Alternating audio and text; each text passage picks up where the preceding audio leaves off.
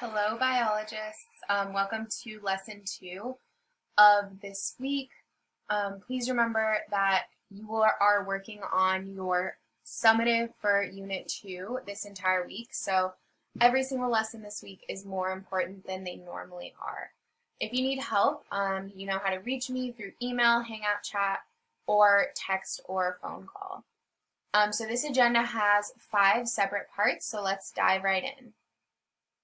Step 1 is to watch this overview video.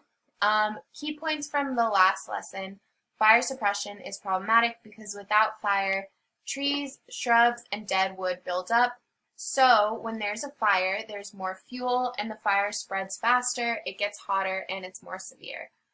We also went over this in class, so hopefully this is starting to sound a little familiar. If it's not, or if any of this is confusing, you can go back to the previous lessons from this week, and you can also reach out to me to get some help. Step 2 is to explore your first solution. So what you're going to do is read the following short article. You are going to highlight at least 3 important points. So remember that highlighting, you drag over something that you want to highlight. You go up here to highlight color, and then you can choose whatever color you want to highlight in. So highlight at least 3 important points. Please underline at least one word you don't know. So for example, if I don't know agencies, I might highlight it, go up here, and underline it. And then you are going to right-click the words that you underline and click Define. So for example, let's say I don't know what agencies mean. I can right-click or double-click and click on Define Agencies, and the definition pops up right here. A business or organization established to provide a particular service. Great. So I want you to annotate and explore this article. It is quite short, only about a paragraph or 2. Once you do that, you're going to answer the following 2 questions. What is the definition of prescribed fire? Write it here in your own words. Remember what we talked about in class. Writing things in your own words is super important, especially when we're exploring new topics. And then the second question: why is prescribed fire beneficial? What are the good, positive things about prescribed fire? Next, take a short break. You can have a little jam session like this little guy, and then come back ready to explore solution 2.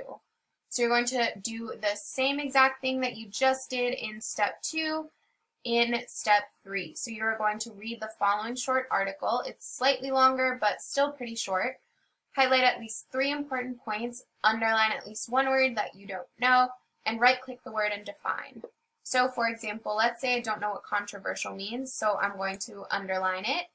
And then as I highlight it, I'm going to right-click and click on Define Controversial.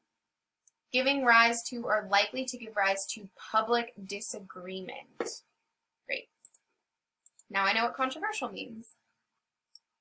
Once I finish reading this article and annotating it with my thoughts, I'm going to answer the following 3 questions. In your own words, what is forest thinning?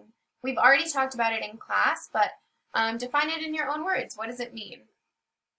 How is thinning forest similar to prescribed fires? What qualities maybe does it share?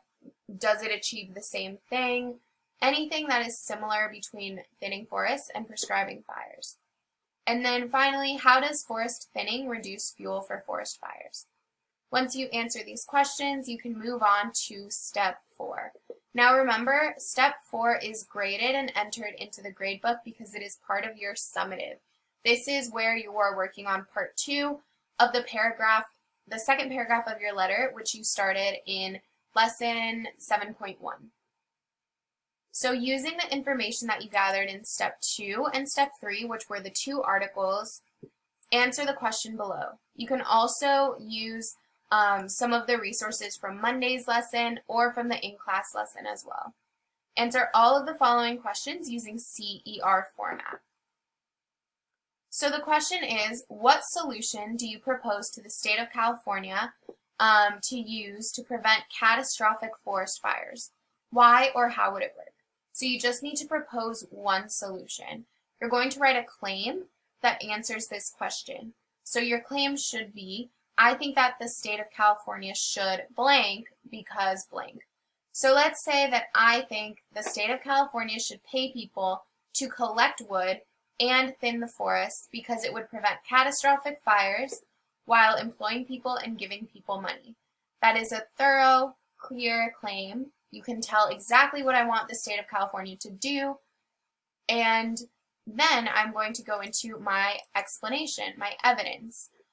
So I'm going to explain how my solution would help the problem prevent catastrophic fires. So I'm going to put my evidence and my explanation in here, and then in my conclusion, I am going to end by saying, Governor Newsom, you should enact this plan. Enact means put to action. You should enact this plan because ... Remember that when you're writing this letter, you need to convince him that you're right. You need to tell him, look, Governor Newsom, this is what we should be doing with our forests. So you need to be as convincing as possible in this paragraph. The final step of step 4 will be to combine all of it into a single paragraph. So add in some transition words, but, or if, like things like that, that really, really make it into a cohesive paragraph. It should make sense on its own, and if I have no idea about forest or forest fire management, anything like that, I should be able to read your paragraph and understand exactly what's going on. Your final step is to evaluate. So you are going to reread the paragraph you wrote in step 4, and it's this paragraph here, and you are going to grade based on the rubric. So remember, this is the rubric that we are using to grade your paragraphs, and ideally, all of you fall into the exceeding category, where you propose a solution and thoroughly and accurately explains why it would work.